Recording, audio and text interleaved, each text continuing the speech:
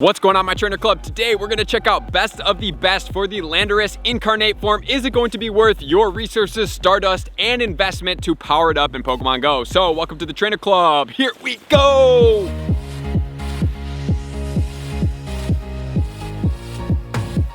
Welcome back, everybody. Let me know in the comments below, how did you do on day one of the Landorus? Are you excited to get after this one? Has it been fun for you? Definitely check out my top counter guide if you guys want to get out for it, and make sure to stay after it if you're using it in the Go Battle League to get it as well. So today we're going to check out the best of the best series. One of my favorite things to do to make sure we have everything that we need to see, is Landorus going to be worth our investment? And if it is, where is it going to be the best places for it in Pokemon Go? Is it going to be for rating, or is it going to be for Go Battle League PvP? And if so, which league is it going to shine in? So let's get into all of the details starting right now. So Landorus obviously is going to be a flying and ground type Pokemon. Landorus is going to have a max CP of 3588. It's going to have an attack of 261 that's going to be ranked 33, a defense of 182 that's going to be ranked 140, and a stamina of 205 that's going to be ranked 132. So it's definitely a little bit more well-rounded. It's not super dependent on the attack, a little bit weak on the stamina. So it's definitely going to be a Pokemon that can come through and hold some weight. It does get some pretty beast movesets. So now we're going to check out what are going to be the best movesets for the Landorus in the incarnate form. Let's check it out right now. Starting off, we obviously have Landorus incarnate form. We're going to do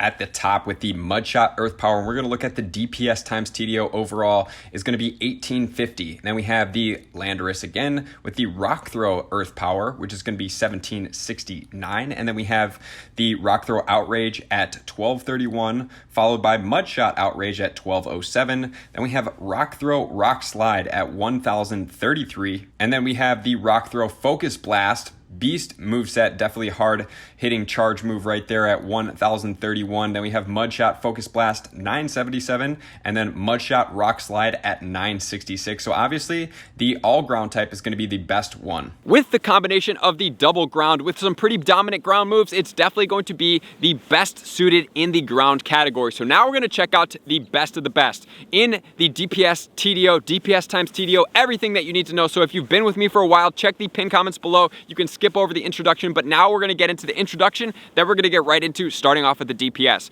But DPS is going to stand for damage per second. So with one move, how much damage can this Pokemon deliver? It's definitely going to be counting in the stab, which is going to be the same type attack bonus. So with the Landorus being a ground type Pokemon using a ground type move, it's going to get an attack bonus. Then we're going to check out the total damage output. This is going to measure how tanky this Pokemon is sitting over the lifespan of the Pokemon. You can definitely see why DPS and why TDO would be very beneficial, but how they could have their unique differences.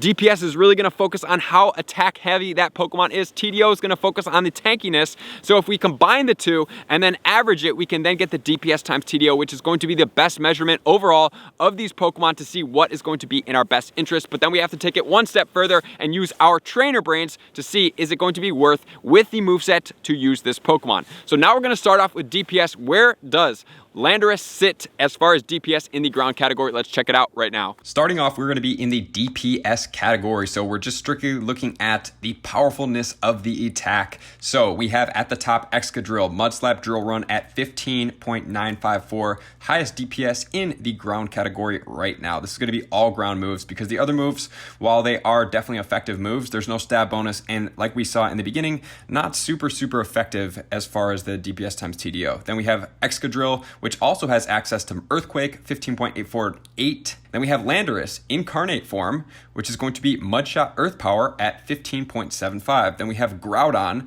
with the Mudshot Earthquake at 15.356. Then we have Shadow Flygon. So now we're going to have shadows in here as well. Mudshot Earth Power 15.356. Garchomp Mudshot Earthquake 15.056. Rhyperior Mudslap Earthquake 14.919. Shadow Swampert with the Mudshot Earthquake at 14.466. Then we have another Shadow Flygon. If we're going to go to the second page, we can check out the Golurk, which is going to be Mudslap Earth Power at 14.294. Crocodile, Mudslap Earthquake at 14.178. Then we have Mamoswine with the Mudslap Bulldoze, 13.983. Rhydon. Then we have Donphan. We have Golem. And if you guys want to go to the third page and check out some more of these other Pokemon, you can definitely do so, including the newer Pokemon, Seismitoad, and other Pokemon here. So as far as the DPS, sitting in the 4th spot is definitely pretty promising for this Pokemon, something we want to check out. Next, we are going to check out from the DPS into the TDO, total damage output. Where is Landorus going to sit as far as the ground type attackers in the TDO category? So let's check that out right now. How tanky is it going to be? And moving onwards, we're now going to check out the TDO total damage output category. For the all ground category, we have number 1, no surprise here, Groudon Beast, Mudshot Earthquake, 569.7. Then we have Rhyperior Mudslap Earthquake, 564. Garchomp Mudshot Earthquake, 552. Then we have Landorus in the Therian form, which we will check out obviously in a later video when it comes out and the stats are confirmed. Mudshot Earth Power at 513. Then we have the Incarnate form, Mudshot Earth Power, 473. Then we have Rhydon Mudslap Earthquake, 442. Excadrill, 409. Donphan, Mudslap Earthquake, 408. Excadrill, Mudslap Earthquake, 407. And moving on to the second page, we have a Garchomp with the Mudshot Sand Tomb, which is a much lesser move as far as effectiveness goes. It's going to be at 401. Then we have Golem, Crocodile. We have Swampert with the Mudshot Earthquake at 388. And if you want to check out the Shadow Swampert, Mudshot Earthquake at 386, but the DPS definitely goes up quite significantly on that Shadow Swampert. And then we have the Seismitoad, the Shadow Flygon at the bottom. And if you want to go to the third page, you can definitely do so and pause here to check out any of the other Pokemon that you would like to. And once again, we have the Landorus sitting in the 4th spot. So I think overall, as far as a meta type attacker, using it for raid bosses and other things like that, you guys can make a great assumption as far as where the TDO and DPS combination is going to sit. But let's make sure we know exactly what that number is, and let's check that out right now and where it sits exactly. All right, the final category, the best overall analysis before we use our trainer brains, is going to be DPS times TDO. So sitting at the top, no surprise, since it's been dominating, is going to be Groudon Mudshot Earthquake at the 2062. That's going to be the premier ground type attacker in the game right now. Then we have Garchomp Mudshot Earthquake, 1884. Then we have Rhyperior Mudslap Earthquake at 1874. Then we have Landorus in the incarnate form, Mudshot Earth Power in the 4th spot, 1850. So it's only about 150 points below the Groudon. Then we have Excadrill with the Mudslap Drill Run. Fortunately, that's going to be a multi-bar charge move, which is going to make it a little bit better, 1663. Then with the Earthquake, 1620. Then we have Shadow Swampert at 1220, and then we have Shadow Flygon at 1206, and then Rhydon is going to be at 1166. And if we go on to the second page, we can definitely check out the Mamoswine, the Mudslap Bulldoze at the 1097, the Donphan at the Mudslap Earthquake at 951.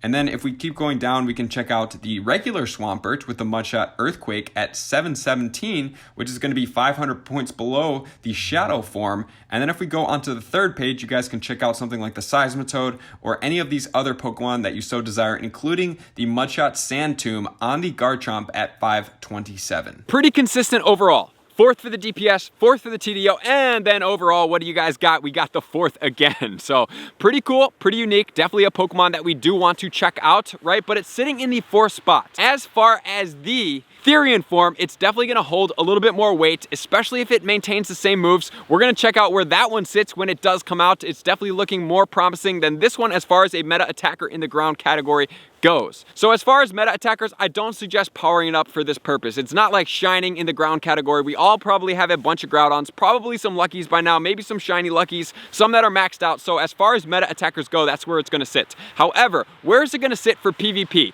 Is it going to be effective in the Great League? But it can't be in the Great League because it can't go low enough. So as far as the Ultra League and the Master League, let's check out the Ultra League first, and then let's check it out in the Master League. So as far as the Ultra League, so when we have legendaries that max above 3,000, it's definitely probably going to be warranted that they're going to be better in the Master League because we want it to reach its full potential, and in the Ultra League, it's going to be stunted. So in the 10th ground spot at rank 67, it's going to have Mudshot Rock Slide, and Earth Power combination. So there are definitely better Pokemon in the ground category in the PvP Ultra League to use, which are going to include Swampert, Flygon, and Gliscor. So now we're going to move into the Master League. Master League is definitely going to be a place where this Pokemon can get all the way up, so we're looking at the 100% IV here. So as far as the Ultra League, probably not the best use of your Pokemon. You're definitely going to have to trade it, drop the attack as low as possible, keep the defense and stamina up, but for the Master League, you want 15s. You want 100% meta attack raid Pokemon stats.